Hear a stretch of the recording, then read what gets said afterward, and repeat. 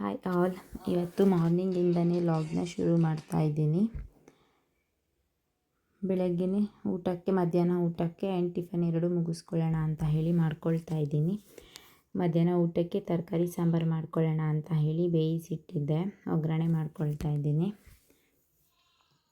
ನಾಳೆ ಮಂಗಳವಾರ ಇರೋದ್ರಿಂದ ಜೇಡ ಎಲ್ಲ ತೆಗಿಬಾರ್ದು ಅಂತ ಹೇಳ್ತಾರಲ್ಲ, ಸೊ ಹಂಗಾಗಿ ಇವತ್ತೇ ಕ್ಲೀನ್ ಮಾಡ್ಕೊಳ್ಳೋಣ ಅಂತ ಹೇಳಿ ಅಡುಗೆ ಕೆಲಸ ತಿಂಡಿ ಕೆಲಸ ಎರಡು ಒಟ್ಟಿಗೆ ಮುಗಿಸ್ಕೊಳ್ತಾ ಇದ್ದೀನಿ.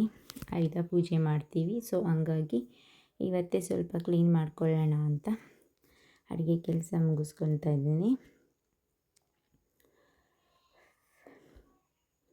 ಮಧ್ಯಾಹ್ನ ಊಟಕ್ಕೆ ತರಕಾರಿ ಸಾಂಬಾರು ರೆಡಿ ಆಯಿತು. ಇನ್ನು ನಾಷ್ಟಕ್ಕೆ ಚಪಾತಿ ಮತ್ತು ಕುಂಬಳಕಾಯಿ ಪಲ್ಯ ಮಾಡ್ಕೊಳ್ಳೋಣ ಅಂತ ಹೇಳಿ ಮಾಡ್ಕೊಳ್ತಾ ಇದ್ದೀನಿ. ಕುಂಬಳಕಾಯಿ ಆಲ್ಮೋಸ್ಟ್ ಎಲ್ರಿಗೂ ಇಷ್ಟ, ನನಗೂ ತುಂಬ ಇಷ್ಟ. ಮಮ್ಮಿಗೆ ಯಾರೋ ಕೊಟ್ಟಿದ್ರು ಅಂತ ಹೇಳಿ ಅವರು ನನಗೂ ಸ್ವಲ್ಪ ಕೊಟ್ಟು ಕಳಿಸಿದ್ರು.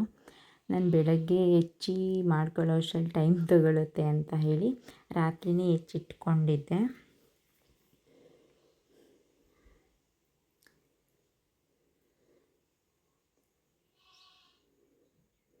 ಕುಂಬಳಕಾಯಿ ತುಂಬ ಚೆನ್ನಾಗಿದೆ, ಬಲ್ತಿತ್ತು, ಕಲರೆಲ್ಲ ತುಂಬ ಚೆನ್ನಾಗಿದೆ, ಟೇಸ್ಟ್ ಕೂಡ ತುಂಬ ಚೆನ್ನಾಗಿರುತ್ತೆ ಅಂತ ಹೇಳಿದ್ರು ಮಮ್ಮಿ. ಅವ್ರು ಹಾಗೆ ಮಾಡಿ ನೋಡಿದ್ದಾರೆ. ನಂಗೆ ಕೊಟ್ಟು ಒಂದು ವಾರ ಆಗಿತ್ತು, ನಾನು ಫ್ರಿಜ್ಜಲ್ಲಿ ಇಟ್ಟಿದ್ದೆ, ಇವಾಗ ಮಾಡ್ತಾಯಿದ್ದೀನಿ. ಆ್ಯಂಡ್ ಒಬ್ಬೊಬ್ಬರು ಕುಂಬಳಕಾಯಿ ಪಲ್ಯಕ್ಕೆ ಕೊನೆಯಲ್ಲಿ ಕಡಲೆ ಬೀಜನ ಹುರಿದು ಸೇರಿಸ್ಕೊತಾರೆ ಪುಡಿ ಮಾಡಿ. ಇನ್ನು ಕೆಲವರು ಹುಚ್ಚೆಳ್ಳು ಪುಡಿನ ಸೇರಿಸ್ಕೊತಾರೆ. ಹುಚ್ಚೆಳ್ಳು ಪುಡಿ ಸೇರಿಸ್ಕೊಂಡ್ರೆ ತುಂಬ ಟೇಸ್ಟಿಯಾಗಿರುತ್ತೆ. ನಾನು ಸೇರಿಸ್ಕೊಳ್ತಾ ಇದ್ದೆ, ಬಟ್ ಹುಚ್ಚೆಳ್ಳು ಪುಡಿ ಖಾಲಿಯಾಗಿದೆ. ಸೊ ಹಂಗಾಗಿ ನಾರ್ಮಲಾಗಿ ಎಲ್ಲರೂ ಮಾಡೋ ಥರನೇ ಮಾಡ್ಕೊತಾ ಇದ್ದೀನಿ. ಉಪ್ಪು ಹಾಕಿ ಈ ಥರ ಲಿಡ್ ಕ್ಲೋಸ್ ಮಾಡಿದ್ರೆ ಅದೇ ನೀರು ಬಿಟ್ಕೊಂಡು ಅದೇ ನೀರಲ್ಲೇ ಬೇಯ್ಕೊಳ್ಳುತ್ತೆ. ನೀರೆಲ್ಲ ಏನೂ ಸೇರಿಸಿ ಬೇಯಿಸೋ ಅವಶ್ಯಕತೆ ಇರಲ್ಲ.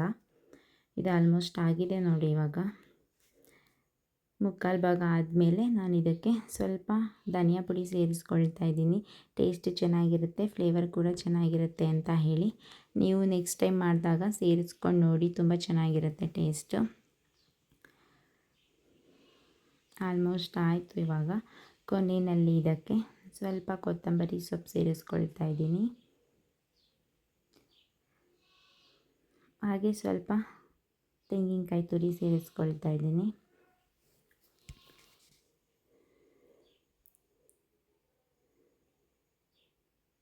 ಆಯಿತು. ಇದು ಟೇಸ್ಟ್ ತುಂಬ ಚೆನ್ನಾಗಿದೆ ಅಂದ್ಕೊಳ್ತೀನಿ. ಘಮ ಘಮ ಚೆನ್ನಾಗಿ ಬರ್ತಿದೆ.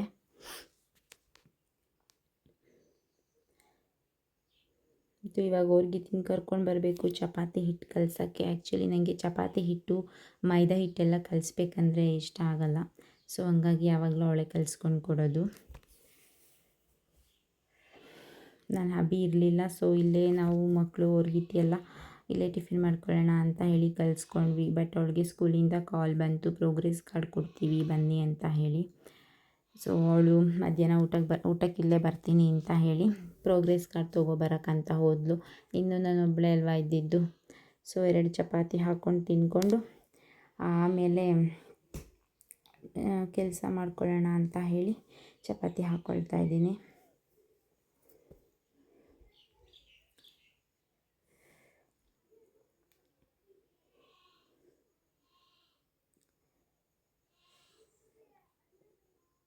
ತುಂಬ ಬಿಸಿಲಂತೂ ಇದೆ ಇವತ್ತು. ಇನ್ನೂ ಬಿಸಿಲು ಜಾಸ್ತಿ ಆದರೆ ಕ್ಲೀನ್ ಮಾಡ್ಕೊಳ್ಳೋದಕ್ಕಾಗಲ್ಲ. ಶೀಟ್ ಮನೆ ಬೇರೆ ಇರೋದ್ರಿಂದ ಹಿಂಸೆ ಆಗ್ತಾ ಇರುತ್ತೆ ಕ್ಲೀನ್ ಮಾಡೋಕ್ಕೆಲ್ಲ. ಸೊ ಹಂಗಾಗಿ ಬೇಗ ಬೇಗ ಮುಗಿಸ್ಕೊಳ್ತಾ ಇದ್ದೀನಿ.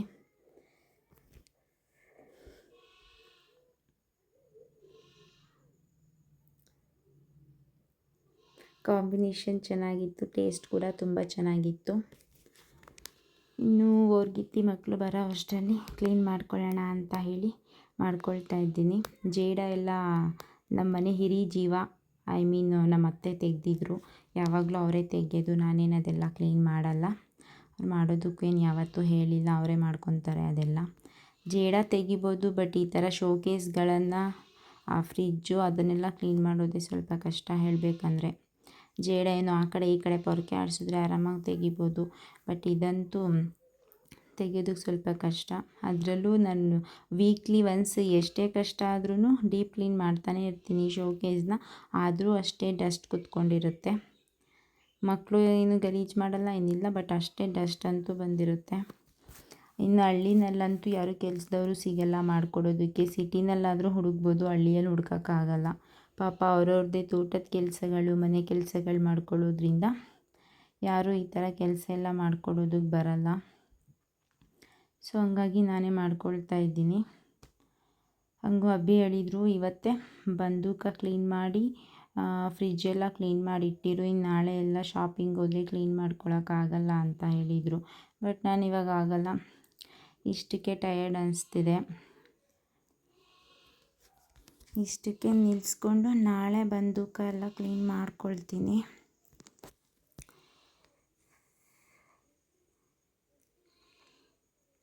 ಮಕ್ಕಳು ಅವ್ರಿಗಿತ್ತಿನೂ ಬಂದರು ಸ್ಕೂಲಿಂದ. ಅವ್ರು ಕೇಳ್ತಿದ್ದಾರೆ ಪೂರಿ ಮಾಡು ಮಮ್ಮ ಅಂತ. ನಾನೇ ಪೂರ್ತಿ ಮುಗಿಸ್ಕೊಬಿಡೋಣ, ಇನ್ನೇನು ಮುಗ್ದೋಯ್ತಲ್ವ ಅಂತ ಟೈಮ್ ಪಾಸ್ ಮಾಡಿಕೊಂಡೆ. ಊಟ ಟೈಮ್ ಆಯಿತು ಆ್ಯಂಡ್ ಸೇಮ್ ಟೈಮ್ ಕ್ಲೀನಿಂಗ್ ಕೂಡ ಮುಗೀತು. ಇನ್ನು ಅವಳು ಬಂದಲ್ಲ, ಇಬ್ಬರು ಸೇರಿ ಪೂರಿ ಮಾಡ್ಕೊಳ್ತಾ ಇದ್ದೀವಿ.